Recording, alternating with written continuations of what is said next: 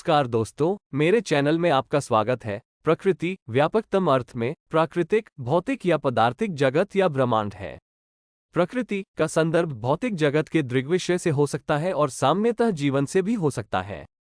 प्रकृति का अध्ययन विज्ञान के अध्ययन का बड़ा हिस्सा है। यद्यपि मानव प्रकृति का हिस्सा है, मानवीय क्रिया को प्रायः अन्य प्राकृतिक दृग्विषय से अलग श्रेणी के रूप में समझा जाता है।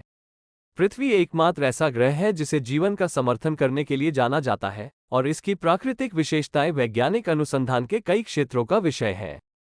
सौर मंडल के भीतर ये सूर्य के सबसे करीब तीसरा है। ये सबसे बड़ा स्थलीय ग्रह है और कुल मिलाकर पांचवां सबसे बड़ा ग्रह है। इसकी सबसे प्रमुख जलवायु विशेषताएं इसके दो बड़े ध्रुवीय क्षेत्र, दो अपेक्षाकृत संकीर्ण समशीतोष्ण क्षेत्र और एक विस्तृत भूमध्यरेखीय उष्णकटिबंधीय से उपोष्णकटिबंधीय क्षेत्र है। दो वर्षा स्थान के साथ व्यापक रूप से भिन्न होती है। प्रति वर्ष कई मीटर पानी से लेकर 1 मिलीमीटर से भी कम तक।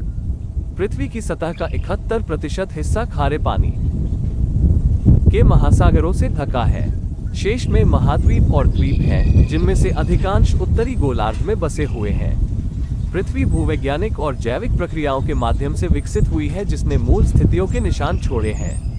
बाहरी सतह को कई धीरे धीरे पलायन करने वाली टेक्टोनिक प्लेटों में विभाजित किया गया है।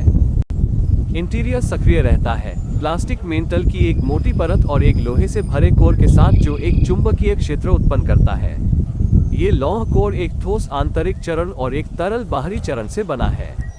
कोर में संवहन गति डायनमो क्रिया के माध्यम से विद्युत धाराएं उत्पन्न करती है, और ये बदले में भूचुंबकीय क्षेत्र उत्पन्न करती हैं। जीवन रूपों की उपस्थिति से वायुमंडलीय स्थितियों को मूल स्थितियों से महत्वपूर्ण रूप से बदल दिया गया है।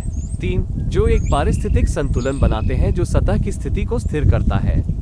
अक्षांश और अन्य भौगोलिक कारकों द्वारा जलवायु में व्यापक क्षेत्रीय विविधताओं के बावजूद लंबी अवधि की औसत वैश्विक जलवायु इंटरग्लेशियल अवधियों के दौरान काफी स्थिर है। 4. और औसत वैश्विक तापमान के 1 या 2 डिग्री के भूशास्त्र संपादित करें। भूविज्ञान विज्ञान और ठोस और तरल पदार्थ का अध्ययन है जो पृथ्वी का गठन करता है। भूविज्ञान के क्षेत्र में संरचना, भौतिक गुणों, गतिशीलता और पृथ्वी सामग्री के इतिहास का अध्ययन शामिल है, और प्रक्रियाओं जिसके द्वारा वे बनते हैं, चले गए हैं और बदलते हैं।